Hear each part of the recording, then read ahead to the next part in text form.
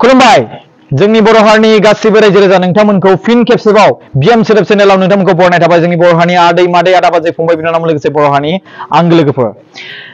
रायजो राजा नोंथांमोन बड'लेण्डआवहाय बा बिटिआरआवहाय माबायदि पलिटिक्स जागासिनो दं नोंथांमोनहा मिथिखागौ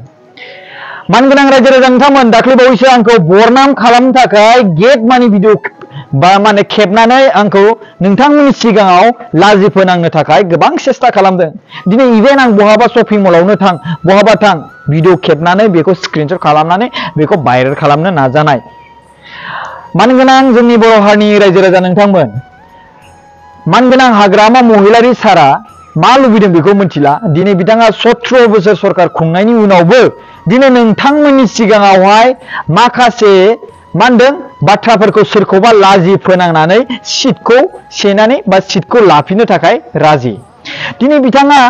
गावनि जि मोजां खामानि मावदों बे मोजां खामानि मावनायखौ देखायनानै मोजाङै रायजो राजाजों रायज्लायनानै भटखौ बिनानै लानो हायो बा सोरबा सिख्लानि भिडिअखौ भाइरेल खालामनांगौनि गोनांथि नामा सोरबा हिनजाव मानसिनि भिडिअखौ गावसिनि फेसबुक पेजाव भाइरेल खालामनांगौनि गोनांथि नामा सोरनिबा गेटआव थांनानै भिडिअ खेबनानै रेकर्ड खालामनानै भाइरेल खालामनांगौनि गोनांथि नामा स' मानगोनां हाग्रामा महिलारि सारनि दैदेननाय बिपिएफ पार्टिया मा जालांगासिनो दं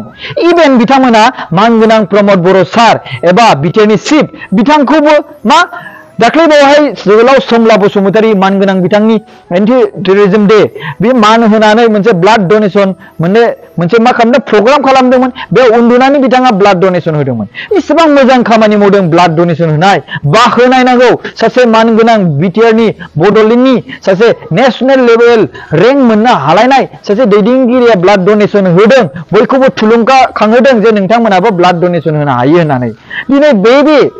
सुबुंनि खामानि मावनायखौ बाखनायनो नागारै बिथांनि उन्दुनाय फट'खौ लानानै बिथांखौ ब्लाड प्रेसारजों रुंसारि जाबाय होननानै बिपिएफनि आइटि सेल ना सोरनिबा आइटि सेल बेबायदि भाइरेल खालामनायखौ नुनो मोनबाय बिथांमोना शेयार खालामदों आं नुदों आइ लाभ बिपिएफआबो बिथांमोनहा शेयार खालामदों दिनै 14 नं देबरगाव होननाय मोनसे फेक एकाउन्ट खुलिनानै इउपिपिएलनि लग' लागायनानै बिथांमोननो इउपिपिएल आरो भार्सेस बिजेपि ओरै होनानै बिथांमोनहा मानगोनां प्रमद बर' सारनि पिक्सारखौ होनानै ब्लाड प्रेसार जानानै मानगोनां प्रमद बर' सारखौ रुंसारि जाबाय होननानै भाइरेल खालामदों सार्कुलेट खालामदों इभेन गोबां टेनसन सोर मानसिया टेनसन जाया जानो दिनै ओरैबा कल मा जामारदों दिनै बेबायदि फेक इनफरमेशन होनायनि दायावहाय फुरा बड'लेण्डआवनो बिटिआरआवनो इउपिपिएल पार्टिनि गोबां दैदेनगिरिफ्रा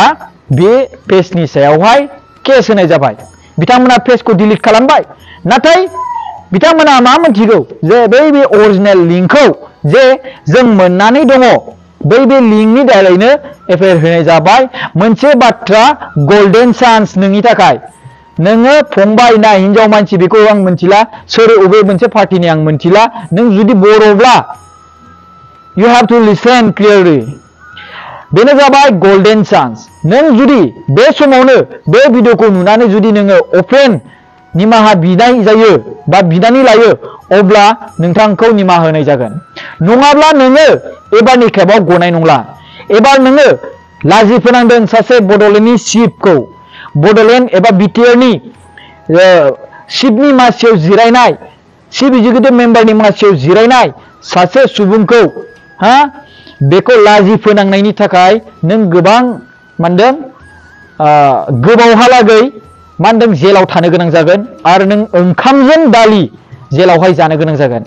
नों दायो बे मोनसे नोंनि थाखाय गोल्डेन चान्स भाई नोङो बे समावनो निमाहा बिनानै ला ससियेल मिडियानि दारै नङाब्ला नों आंनावबो कल खालामहरनो हागोन नों भिडिअ बानायनानै मा होनदों फेसबुकाव होनो हागोन जे नों आं गोरोन्थि मावफ्लांदों मादों नाथाय एबार खेबसेखौ निमाहा होगोन होननानै नों मिजिंथिनो नाङा मानो होनोब्ला सोब गिदिङावबो गासिबो पुलिस स्टेशनावनो मानगोनां प्रमद बर' सारनि बेबायदि पोस्ट फेक इनफरमेशन बेखौ ब्लाड प्रेसारजों रुंसारि जाबाय माबाय होननायनि थाखाय बिनि दायावहाय नोंथांखौ एफआइआर होनाय जाबाय जाय बे 14 नं देबरगाव फेक इनफरमेशन होग्रा फेसबुक प्रफाइल खुलिनानै दं बिथाङा थाबैनो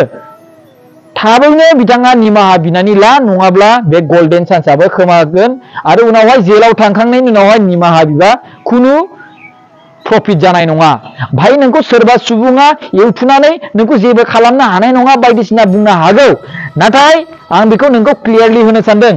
सिगां जेरै निमाहा होदोंमोन एबारनि खेबावहाय सोरगिदिं बड'लेण्डनि गेजेरावनो जि जेसेबां माने पिपलनि दैदेनगिरि बिथांमोना पुलिस स्टेशनावहाय एफआइआर होनाय जाबाय एबार निमाहा मोनगोनखौ आसा दा खालाम जेब्लासिम नों निमाहा बिया एबारथ' नोंथांखौ नागिरै मोनखागोन स' बिनिखायनो सोरबाया नोंखौ बुंनानै हमनो हाया सारेन्डार खालाम बिदि बुंदोंब्ला नों जेब्ला जेलाव थांखांनासो बुजिहैगोन अब्ला बै बुजिनाय समावहाय नों जुदि आंखौ निमाहा होदो होनना बुंब्ला बे समाव जाला बेनिखायनो दायो गोल्डेन चान्स नों बे समावनो निमाहा बिना लाखा जुदि नों निमाहा बियाब्ला नों जानांगोन ओंखामजों दालि बहा जेलाव मानगोनां बड'लेण्ड एबा बिटिआरनि चिफ प्रमद बर' सारखौ फेक इनफरमेशन होनानै निउस होनानै नोंथांमोनहा जे भाइरेल खालामनाय ब्लाड प्रेसारजों रुंसारि जादों होननानै जायनि गेजेराव दिनै बड'लेण्डनि सिङाव थानाय बिटिआरनि सिङाव थानाय गोबां रायजो राजाफ्रा दुखु फोरमायदों दुखु मोनदों सासे गोख्रों दैदेनगिरि बड'निफ्राय सासेल' नायल' जाल' बड'नि गेजेराव नेशनेल रेंक मोननो हानाय मानगोनां लिडार बेनो जाबाय प्रमद बर' सार बिथांखौ बेबायदि आखु खालामनायनि थाखाय गोबां रायजो राजाफ्रा दुखु फोरमायदों जायनि जाहोनाव बिथांमोना दिनै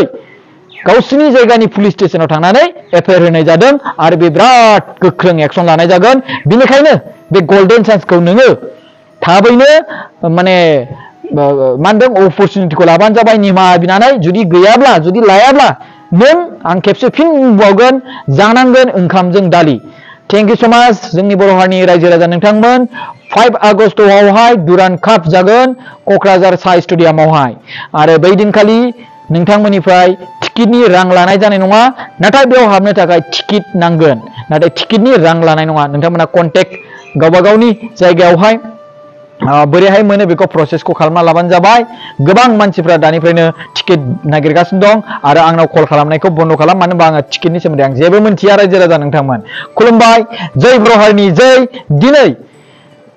क'क्राझार मा होनदों साइ स्टेडियामा गोबां जोंब्लाव माब्लाव जालांबाय सोरगिदिं जिरायग्रानि मोनसे गेलारि गोबां मोजां जाबाय डिजाइन खालामबाय स' बेखौ नायनो बयबो मानसिफ्रा लैहोर फैगोन स' साखाफारायै एडभान्सलि नोंथांमोना फैयाब्ला जायगाया थोलायनाय नङा बेखौ आं बुङो थेंक इउ सो माच गाइस खुलुमबाय थेंक इउ भिडिअखौ शेयार खालामना होबानो जाबाय थेंक इउ